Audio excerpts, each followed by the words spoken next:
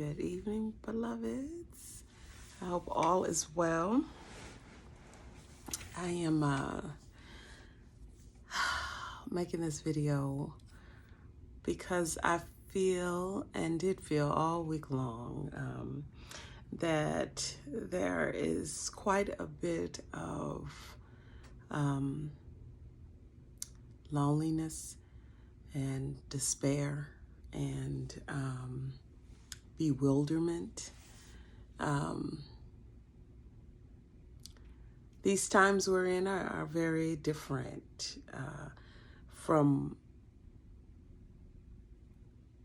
when I grew up. I'll just put it on me. I'm a 70s baby. So, like, everything that I encountered growing up was quite different. It started to change actually pretty rapidly as I was growing into my young adulthood. I still can remember a time where there was great debate about secular music and wearing red lipstick. You were a whore, considered a whore, and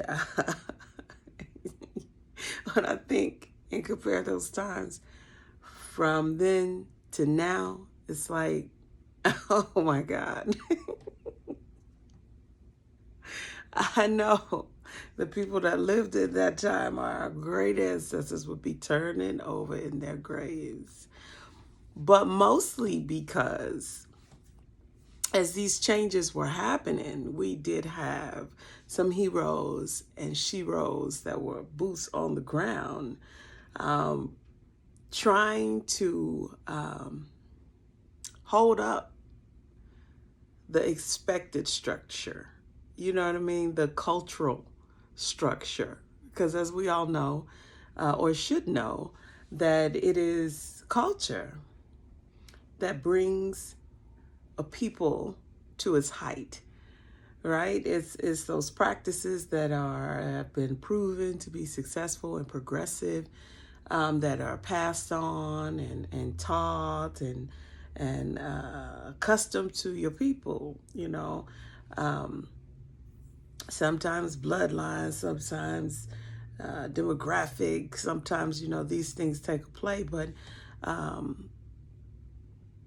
for the most part, it's something we know that is effective, that works, that is a natural instinct also to and appealing to you naturally, as to these things is what I should do or what I should not do, and it speaks more towards an innate something rather than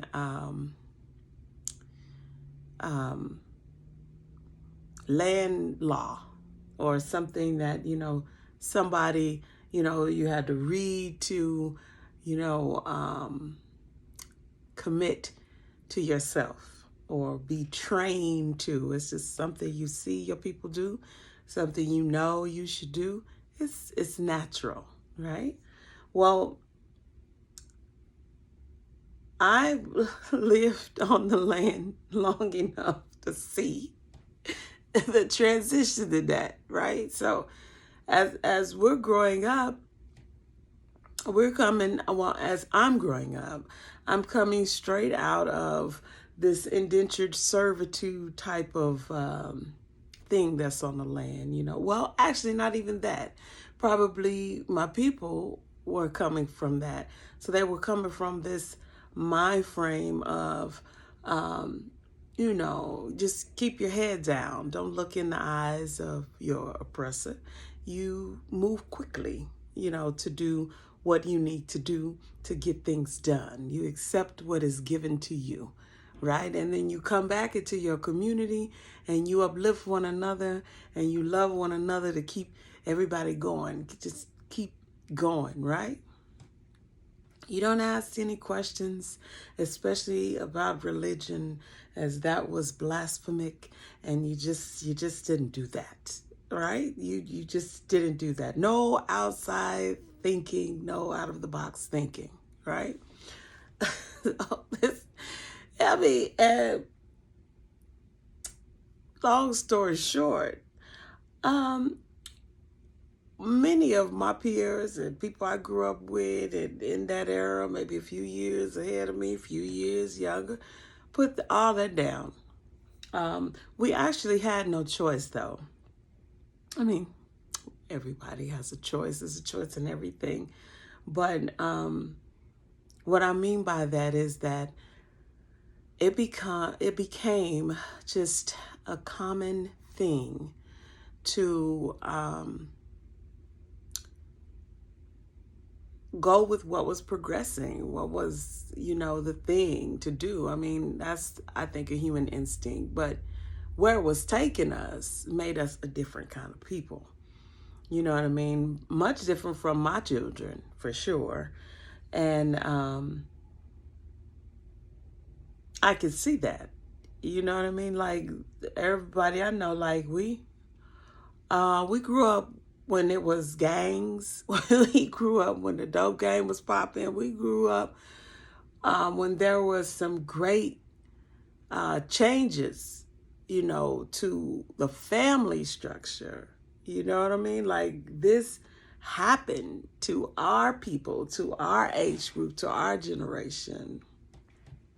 It happened just like that. Like, you know what I mean? We went from UNITY, UNITY, that's for Unity, Queen Latifah, to NWA, and Snoop Dogg and them, and, Warren G and them, and, just some super, playeristic, type of music. And this is where we grew up.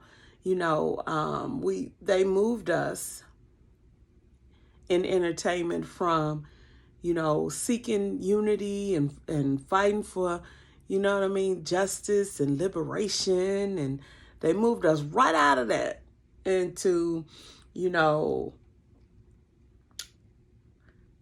creating a race that'll hate the ladies, creating.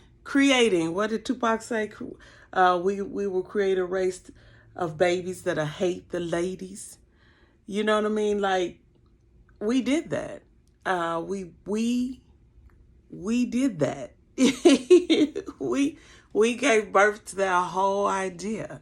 You know what I mean? That it was just cool. We emasculated our boys because we put them in places, because the men weren't in the homes. Most of them was wrapped in jail from the dope game, So we took on our communities and we became strong in our ability to hold down our families. And we did the best we could with what we had. You know what I mean? But it did something to our families. You know what I mean? It did something to the culture in our homes. And I mean, I would just beg to differ to anybody that says that it was just situational. Because when you look at the history in other countries, these similar things were taking place. So, you have to go back and really, really connect with that. And across seas, just like with this, whatever you want to call this disarray on the planet, and it reaching, into a global, distance, you have to know that, like, this was by design. You know what I'm saying? So as we went through these times, it changed our hearts and minds as women, because we had to be at the forefront of it all. A lot of homes were emptied for men, and I mean, so we employed our young boys, to take over this. You the man of the house. You the man of the house. And they could never be the man of the house. It's just something not quite all right with that.